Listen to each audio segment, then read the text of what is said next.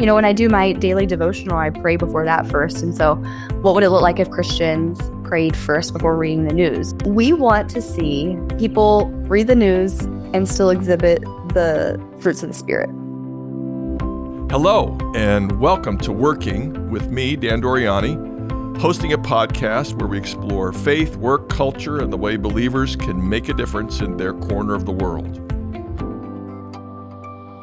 Hello, everybody. Today, my guest is Kathleen Wadkins. She is the head of content. We'll explain what that is for The Pour Over, which is a short morning summary of the news published 3 times a week. You can usually read through it in about 3, 4, 5 minutes, something along those lines, hits the biggest headlines, and then offers a biblical perspective. So The Pour Over says we offer the news in a neutral way. That is to say, we're trying to avoid being left or right, judging one way or the other. We're trying to avoid spinning the news, says The Pour Over, and we're going to offer an eternal perspective, Bible verses. Does that sound about right, Kathleen? What do you want to tell us about what you do and why you do it? That's pretty close to what I would say. We call ourselves a news resource. We summarize the biggest, most visible headlines of the day in concise, digestible, hopefully politically neutral ways. And we do have our main newsletter, which is delivered 3 times a week, like you said. And we have a family newsletter that comes out once a week. So ultimately, we want to be a trustworthy news resource guiding people toward eternal hope. Okay, that sounds terrific. And I would just say, I do think you do an excellent job of hitting the items that are most interesting. I see what you say, and I also get several secular sources. I read New York Times, and maybe I shouldn't say it, but I read Pirate Wires in the morning. It's kind of like yours in that there's 3 stories. It's that their take is a little bit different.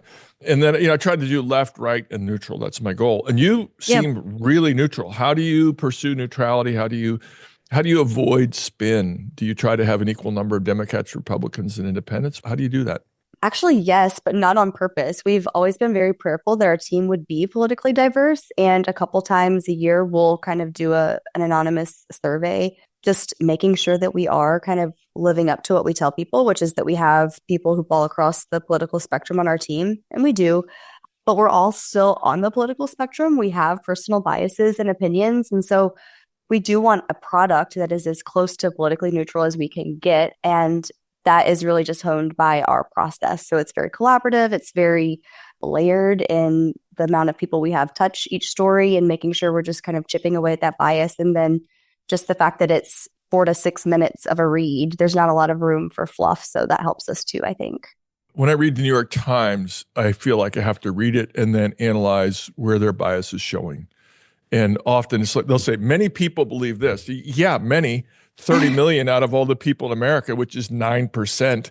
And you say many, yes, but most people violently disagree with what you just said. I'm not saying the New York Times is a bad news source, but they do have bias. And for that matter, since I already mentioned Pirate Wires, they have bias too. I mean, they hate liberals. I'm not sure they like conservatives. Sometimes it seems like they hate everybody, but they certainly hate liberals. And I think you hit the spot. There was a report a while ago that NPR's Washington office did an internal survey, and they had 88 Democrats and no Republicans. And they said, that's interesting. I would say, that's a disaster. What do you think?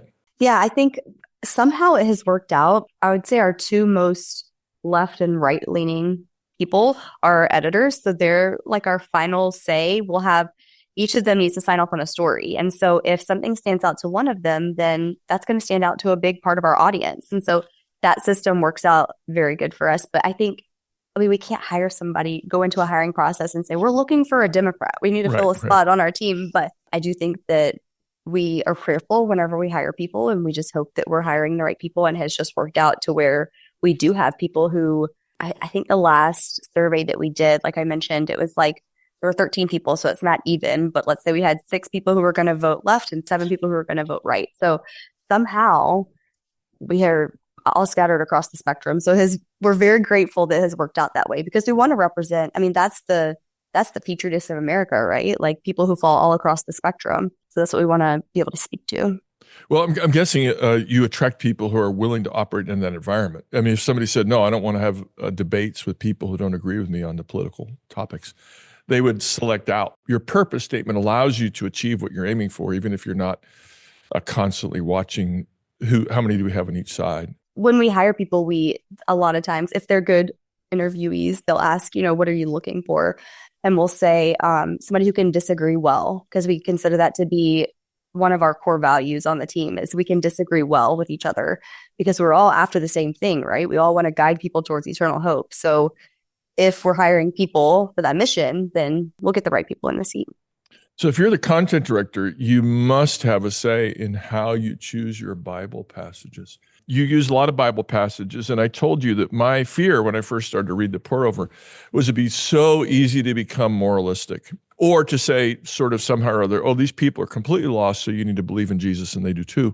And just kind of, I mean, I'm not trying to say you didn't give me reason for that at all, but somebody told me you should read the pour over. This is what they do. And I thought, oh, those terrorists are evil. The terrorists did this, and so don't kill each other. They violated the seventh commandment.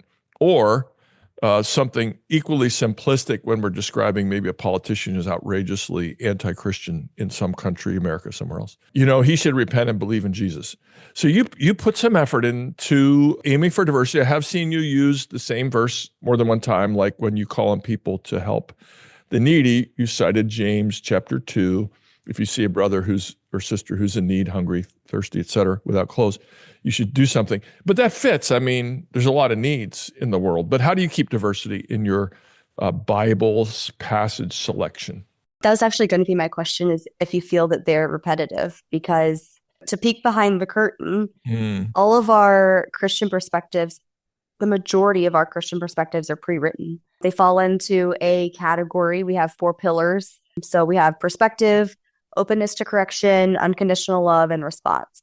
And so what we want to ask ourselves when we write a story is, it really starts with us. Like, what do I need to hear as a Christian, having just written the story or read the story? Because our Christian perspectives are really not for the people we're writing the story about. It's for the people we're writing the story for. Right. So it's really more of a reminder for our audience. So yes, this is a story about terrorism in the Middle East. And hey, by the way, the Bible says we have to love everybody. So let's pray for everyone. And that includes the people who are doing really bad things. So right. The Christian perspectives themselves, I think some people will come to us knowing that we're a Christian news source, and they'll want us to use Bible verses to tell people they're doing things wrong. Or they're like, depending on the subject matter, they're like, why didn't you use this verse? Because what you wrote about is very clearly a sin. And it's like, yeah, the verse we chose to use was the one about the splinter and the log in your eye. I don't know if you read it. Right. So more often than not, the feedback we get on our perspectives is that they're too repetitive or that they're not really addressing what people want us to address. And that's just by design. We feel like it's muscle memory. We, as Christians, if we're going to stay informed, you have to give yourself some boundaries, and you have to have this muscle memory of, okay, what do I need to remember as a Christian? I need to remember perspective. Okay, this feels really bad today, but eternally, I know everything's going to turn out okay. Open to correction. This story really has me feeling like I don't like the person it was written about. Where might I have this wrong? How can I choose humility in this story? Unconditional love. I really, I don't like it when people disagree with me on this story. Maybe I need to reframe, I need to examine my own heart. So that's what we're looking for with our Christian perspectives. I wanted you to repeat your 4 categories: perspective, open to correction, unconditional love. What's your 4th one? Call to action, right? Response. If you feel pulled to do something more, that could be prayer. That could be finding somewhere to donate your money or your time. If you feel called to do something more, then we feel like you should. So it makes sense. I mean, I've been reading you for months, not years, sort of 90 days or something like that. So that's very, very interesting. I like that quartet. And if I can repeat it for our listeners so they have it in their minds: perspective, open to correction, meaning we're open to correction, not those bad guys are open to correction. Unconditional love and response. It makes sense of what I've been reading. You say they're pre-prepared. I might, if I were on your team somehow or other, I might say connection to the nature of God, the character of God, something like that. Get something more explicitly theological in there. We can talk about that later on. But I think you do a very good job. And if I can just walk through a couple of them, and I'll say 2 of them, or maybe 3, and I'll remind you what the scriptures were, and then you can comment. So the day Jimmy Carter died, he's obviously a well-known Christian, and you said, let's do John chapter 14. Don't let your heart be troubled. Believe in God. Believe also in me. In my Father's house there are many rooms. I've told you I've gone to prepare a place for you. So that's pretty obvious, but you can comment on that if you want to. And then a rise in homelessness, and you took people to First Peter chapter 3 and a call to compassion and sympathy and love. And then the third one was connected to that somewhat, a news report about Somalia's drought and about East Africa in general having a drought worse than 40 years, and 2 in 5 children from Somalia suffering from acute malnutrition. And you took us to James chapter 2. If a brother or sister is without clothes or daily food, you should not just say, go in peace. You should actually help them physically. So that's your first trio that day. I thought it was a really wonderful issue. If I want to make that clear, it's why I chose it. Do you want to comment on that at all? Yeah, the first one you mentioned, Jimmy Carter, that was a verse to consider. So there are sometimes when we don't do one of those 4 pillars where we're just like, what's something I might want to remember? And we do try and be broad with those, the same way as we do with the pillars, where we want it to be broadly applicable, right? For somebody who's reading this on the left, somebody who's reading it on the right. And so for that one, the prompt was a verse to consider when your time on earth draws to a close. And so that one was pretty on the nose. And Yeah. a lot of times we don't try and be on the nose, especially if, we had a story today about the special counsel's reports being published. And so the conversation there was really, what do we want to say? And because it was about, one of the reports was about Trump and one of them was about Hunter Biden. And so what verse can we use? What Christian perspective can we use that covers people who would be fans of either one of those or not fans of either one of those? Because if we say something, and they were both in news, if I recall correctly. Well, they get in the news, I'll say, for behavior that's not morally excellent, and I'll just leave it at that. Right. But if we were to say, because I assume we can go there, right? So if we were to say whether you're disappointed in the person you looked up to or you're proud of them, it's like somebody is going to read that and say, how could you not be disappointed in whoever? They're going to read that with their own personal bias. And so even just trying to, as weird as it sounds, foresee how people might misinterpret us trying to get them a Bible verse, that's what we're trying to do there. So and then a couple of those you mentioned were about helping others. And so we do feel that there's a balance Christians have to find with reading a story in the news and feeling like, man, this is so sad. I don't know what I can do. Right. And praying about it. And then reading a story in the news and feeling like, man, this is so sad. I don't know what I can do, but I have to do something. And so we want to be able to provide the resources where we can. That Somalia story you're talking about, that was tied to one of our partners. And so we were able to provide a resource for them. So we do that where we can. And I like it a lot. I mean, let's switch over to something else, but let me just hit today's news for a second, if I can, and how you handle Bible verses. Then we'll move on to the sort of the business side of things. Today's news was the Israel-Hamas ceasefire progress. And your call was to love, clearly there. Don't just hate Hamas for terroristic acts, and don't hate Israel for, you might say, some people would say, a disproportionate response. We have to love all people. Love consists in this, not that we love God, but that he loved us. So love these people, whatever side we're on. And the other big one, you had other matters, of course, was the California fire series. And there you did have also a call to compassion and an opportunity to do something about it. So it feels like you have four boxes, but maybe the fifth one is we want to say something else. We have our four boxes, and then sometimes you say, we're just going to offer this Bible passage. Yes? Yeah. We like to not take ourselves too seriously. And so if there's a way that we can do that, often that's where we'll use that verse to consider, let's say it's a sports story, and that's where we'll get in trouble for being legalistic if we try and put a Bible verse with sports, and people are, don't take sports too seriously, and people are like, oh, you can learn a lot from sports. It's like, yes, that's not what we meant. Yes, so sometimes if we don't want to kind of fall into the weeds of sounding too on the nose about something, we can lean into, if it's the right story, we can lean into levity with that fifth category. But the first one you mentioned with the Israel-Hamas story, that's one of my favorite Christian perspectives, because it starts with the gospel is scandalous because God's heart is for everyone. And then we go on and list, terrorists, prisoners, prime ministers, presidents. And so you read that and you're like, excuse me, but, if any one of those people were to repent and turn to God, like, they're a child of God. So who am I to not, to withhold prayer or love from them? So it's one of the harder ones, I think, that Christians have to grapple with. And so I like including it where we can. Well, I like the way you push it. I mean, Christians constantly are quoting John Newton or singing his songs. And, he was a wonderful theologian with great influence on the end of the slave trade, which he participated in for a number of years early in his life. So he's, a clear case of somebody that would have been viewed as a complete, hopeless case, evildoer in the worst possible sense. And he became someone who was dedicated to everything opposite that. And I'm sure the object of many prayers. Can we do a business side of things? You have had a great record of success. I mean, you can tell me when you started, but you have about 1 million subscribers now. We're really close. We're, I think, 50,000 away. So that's terrific. it's on the horizon. How long have you been in existence? Pour started in 2018, started really slow. And then we really gained a lot of traction in 2020. I don't know what happened that year. Yeah. But well, my goodness, from 0 to 950,000 in 6 years is fantastic. Tell us a little bit more. Most of our growth has been from just referrals, people who sign up for the pour over and like what they see and they tell their friends about it. I joined in 2019 when we only had 1,200 subscribers, and it's not very many. Yeah. It's not very many.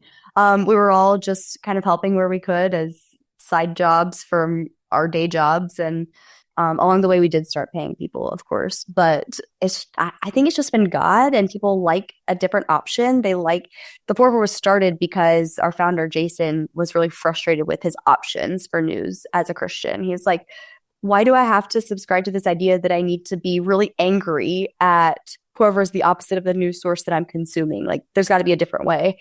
And so I think that really resonates with people. And so they share it with their friends and family, and then they share it from there, and God's in it. So that's helped a lot.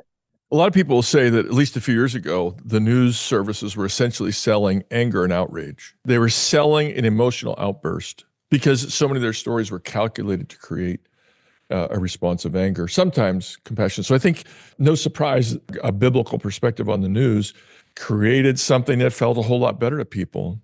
Yeah. Yeah. Are you trying to make money? Are you for profit? We are for profit. Yeah. Yes. Most of our profit turns into advertisements. So we just want to get the word out, but we are for profit. I am looking at it from a Christian perspective, but also a business perspective. You make it really easy to sign up. You make it really easy to get your friends to sign up. You make it easy to see advertisements that have some tie into what you're talking about at the moment. That must take some work. Tell us about that a little bit. Our business team is who handles all of that, and they do a phenomenal job. We've had a lot of conversations. I mean, when the pour over started, it was who wants to pay us, and now we can have more conversations around who are we excited to promote. And then my team, the content team, does a lot of the ad copy. And so being able to find a tie-in is easy for us because we're the ones writing it. Let me just pause there and say that's pure genius. No wonder I looked at your ads and I thought, man, do these tie in well? You're reading an article on physical fitness, right? And getting strong for the new year. And then there's an advertisement for the richest, creamiest ice cream or pound cake with 4 pounds of butter in it. And you think, who put this together? And yours fits so well. And so you actually write the ad copy or write it with them. I'm sure it's collaborative. Tell us about it. Yeah, we'll have our sponsor approve it, but the sponsor will just send over their talking points, and our content team we have 4 things we like to keep in mind when we're writing, whether it's the newsletter or ads, and that's brevity, levity, clarity, and dignity. So we want to keep it concise. We don't want anybody to take up too much of their time, their day with news. We want to not take ourselves too seriously, whether it's an ad or whether it's a news story, if it's appropriate. We want to be clear. We don't want to fluff it up with commentary or anything unnecessary. And then one of our principal, arguably, aside from being funny, one of our most important ones, I would say, is dignity. We want to comes out mostly in our newsletter, but want to write about everybody with dignity, and we don't want to disparage anyone. So that's anybody we're writing about, that's anybody who might read it, that's any of our sponsors or anybody who might be a competitor of our sponsor. We want to keep that in mind when we're writing. So those principles carry over from our newsletter into our ad copy. And because it's the same writers, we can try and, have the same level of fun with it that we do where appropriate in the newsletter. So to your future readers, I would say you certainly hit brevity and clarity, which I don't know if you know this, but brevity, clarity, and wit is a trio that's hundreds of years old, probably thousands of years old. So John Calvin said that's what he wanted to do in his commentaries, which managed to say more in 300 or 400 pages than a lot of people do in 1,000 pages. So he said, I aim for brevity and clarity. That's what he said. But wit has been a value for a long time. So good job. You channeled the wisdom of the ages on rhetoric. That's really good. So just want to make sure everybody hears levity, brevity, clarity, dignity. You have some nice, Yes. some nice ring. How many people do you have working? You said 13. Are they full-time? How many are full-time? How many part-time? We kind of have a mix, like full time could be 30, 40 hours. I would say it's about half and half. We have a few people who do 6 to 8 hours a week. My mom is our proofreader, so she does Okay. she does 8 or so hours a week. That's fun. Let's switch to your job per se. What does the head of content do specifically? It's different from the other people. And are you formally trained for this? You just found yourself doing this? Did you take a journalism degree, or what's your No. path?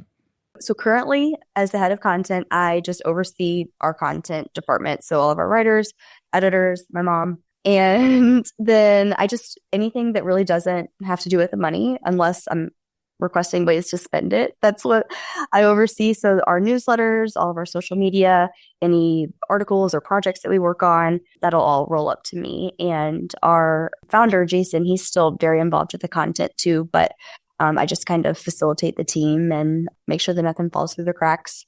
I'm not formally trained at all. I graduated from the University of Alabama with a human environmental sciences degree. I still don't know what I want to be when I grow up, but I ended up in sales at a logistics company and met my husband and moved to Chicago. He got deployed, and so I was then in Chicago by myself, and my small group leader recommended the pour over. And like I said, we only had 1,200 subscribers at the time. So the fact that she was one of them is funny. But I started subscribing to the pour over, and very shortly after they had said they were looking to expand the team. And so I was like, well, I have some free time. I'm here in Chicago by myself.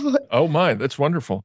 Yeah, I think environmental sciences helps you evaluate the news. I mean, that's certainly a good perspective on a lot of news that comes out. Well, it's human environmental sciences. So I went got it. I went from nursing school to early childhood education. So I can it's helped me be a mom. Okay, wait, let me just back up a second. So what a human is like, does that mean like how to have comfortable sofas? It can't mean that. It's like child development, early childhood education, like human sciences. Yeah. Oh, that fits with your family newsletter. Yeah. Okay, but I see that you fell into this, in God's providence, not because of some personal plan you had. Two more questions that I have for you, and then a couple, maybe one or two personal ones, just about you as a human being. Polls show a very low degree of trust in the news media. How are you trying to counteract that? We lead with humility. So the openness to correction that we preach to our audience is part of our team too. We are very acutely aware of the fact that we are human, and try as we might to eliminate any bias, there might be some things that we just don't foresee. And so we want to lead with humility and remain open to feedback. So hopefully if we do get anything wrong, we want people to tell us, because that's how we're going to learn. So hopefully leading with that will build some trust with our readers, and then just not taking ourselves too seriously too. I think we're just a team of Christians who want to do things differently. We're very human. And so I hope that the product we put out, we try very hard, like I said, to make it politically neutral and to give people just the story. I don't know if you wanted to talk about how we go about it, but essentially we will read a few different news sources. And I don't know if I'm jumping ahead. No, that was my next question, actually. It's great. Yeah. We like to read a few different news sources and kind of figure out, okay, if this left-leaning source and this right-leaning source and this center source, if they all say X, then we can trust X. So going through that exercise for our readers, hopefully will build trust with the product that we're putting in front of them. Yeah, I mean, I'll just say again, for people who are looking to possibly join the pour over, and I do recommend it. I've enjoyed it. I'm a glad reader. News accounts that you put out that I know something about sound straight up the middle. So the fires in Los Angeles, which is an issue right now, this will be released in a few weeks. It may be old by then. You don't blame the city of LA. You don't say the mayor is incompetent, the governor's incompetent. You don't say those builders, they should have known that you can't build in these places. You don't get into blame. You just say, this is what's happening right now. This is how many acres are burned and so forth. When you, the pieces about visas, which is extraordinarily contentious in our society right now, even within parties, not just Republicans versus Democrats, but Republicans are fighting with Republicans. I would just say very neutral. You have, in my opinion, you have succeeded very well at neutrality and just getting the stories out. So you do it by looking at liberal, conservative, and who knows kinds of, people who aren't easily identified. And if they all agree, you say, we've got the facts. We want our writers to read 2 or 3 sources before they even start figuring out which direction they're going to go. I would say with the majority of our stories, our format is really, okay, what's happening? What does one side say? What does the other side say? Because, for example, with the fires, there is blame being thrown around. How can we present the story and inform our readers without making it sound like commentary, like we're the ones imposing the blame? Well, often what we'll do is say, okay, what does somebody on the left say? They say this. What does somebody on the right say? Well, they say this. Okay, there's your 2 sides. Make your own opinions, Here's all the information you need, which I think is an exercise that I'm still figuring out, right? Yeah, like, what do both sides say? And then what do I believe? Well, I believe they can both read right. I don't know. But yeah, we want essentially to read what all sides are saying and then figure out, okay, what's the actual story? Are there 2 sides to be presented, and how can we fairly present them? That's good. So this gets to my last content question, which is, should all Christians follow the news, do you think? What's the downside of following the news? Is there one? I would say yes, and not just because I work for the pour over. When I joined, I had, like I said, my small group leader is the one who told me about it, because I went to her, I was like, I can't follow the news anymore. It's making me so anxious. And she was like, try this. I would say yes, it's important to be informed, just because I think you lose a little bit of your appreciation for maybe your own world if you're not informed on what's going on outside of your own world. I also think it's an excellent opportunity to inform how we can pray for the world. We're called to be prayers, and we're called to take things to God. And if you don't know what's going on outside of your own world, then, what are you going to bring to him? And so I like that challenge of what's going on, and is there anything I can do about it? Is it prayer, or is it something, with my own resources? So I would say yes. I would say that Christians should be informed with boundaries. I think not spending too much time in the news, figuring out what amount of time is right for you, and praying for discernment as you read the news. I have some people have said that they'll read our Christian perspectives first and then read the story, so they can figure out, okay, what am I going to need to know as I'm reading this story? So, when I do my daily devotional, I pray before that first. And so what would it look like if Christians prayed first before reading the news? What does that exercise look like? So I think using discernment, praying for discernment, not letting news turn into gossip or entertainment. I think that's a common pitfall, because that affects how we see the people in the news, right? So giving yourself boundaries for that, and then just the exercise of double checking information, is something that I don't think we should ever go away from. I think they should be informed with boundaries. That's my answer. Let me say that my readers, I don't have readers. I write books, so I have readers, but that's not the point right now. Let me inform our listeners that I recommend the pour over morning 3 times a week, especially if people get discouraged by the news. And that's a lot of people, and people who get emotionally wound up by reading the news. And so they've sworn off. And also, even Christian sources sometimes go for clicks, and they go for the outrage, and a leader has fallen. What did he do? What did she do? So it's a lovely alternative to that. And if you're looking for information with a biblical perspective, this is for you. I think a lot of people should try the pour over.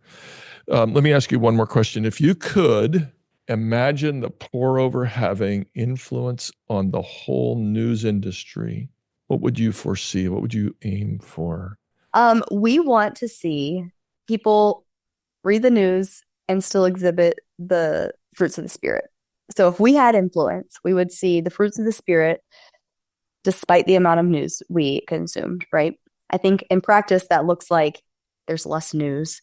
Ultimately, one day, imagine that you can turn on your TV to whatever random channel my Samsung TV just turns on to all the time, and it's not a 24-hour news cycle. That'd be pretty cool. I don't think that'll ever happen, but we like to say we're a news company that wants you to read less of the news. And if we can ever have any influence on the news, it would be more fruits of the spirit and less time in the news. It's been my pleasure to spend the last 38 minutes or so with Kathleen Wadkins, who found her way to the Morning Pour Over, which I really do recommend to people who want the news with a biblical perspective. Thank you, Kathleen, so much for your time. Do you want to say one thing you didn't get a chance to say? I would say just the biggest thing, if you don't follow the pour over, if you don't subscribe, just remember, no matter what news story you read, go to the Bible and remember that it's all going to be okay. It's all going to end up okay. Yeah, eternal perspective. That's what you're aiming for. That's Thank right. you. So that's great. That's a great last word. Thank you, Kathleen. Yeah, thank you so much. Working with Dan Doriani is a production of the Center for Faith and Work St. Louis. We seek to promote faithfulness in the workplace, in education, in discipleship, and in the stories of believers who've applied their faith at work. If you want to put your faith to work and change your corner of the world, visit our website, the Center for Faith and Work St. Louis. Look for faithandworkstl.org. That's one word. We'll help you start a cohort with like-minded believers who also want to practice their faith at work. This podcast is donor-supported. To keep us going, please donate on our website. Maybe more importantly, you can support us by listening, by subscribing, by sharing, by liking us, by posting us on your favorite platform, or go old school and tell a friend.